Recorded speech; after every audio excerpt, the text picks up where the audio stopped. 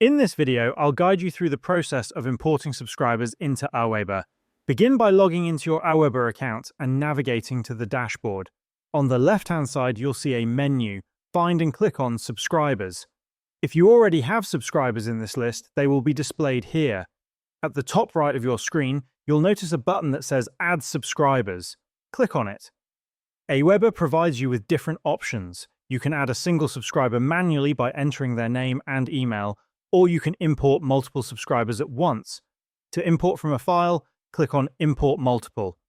On this page, click Browse for File to upload the file containing your subscribers' emails from your device. AWeber will then display all the columns found in your file. I have only one.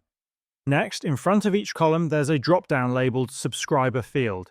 Use this to tell AWeber what type of data is in each column. Select accordingly. In this example, it would be email. You'll also see options to either add new subscribers only, update existing ones, or do both. Choose the one that suits your needs. Once done, click Next.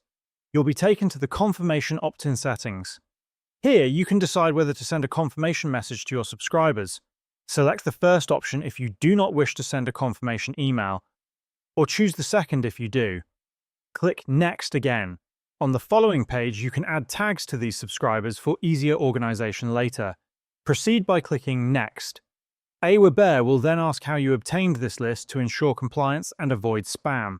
Select the appropriate option.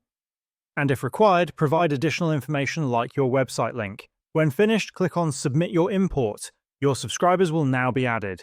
You can verify this by going back to the Subscribers section from the left-hand menu, where you'll see your imported list ready to receive emails. This is how you can successfully import subscribers into AWeber.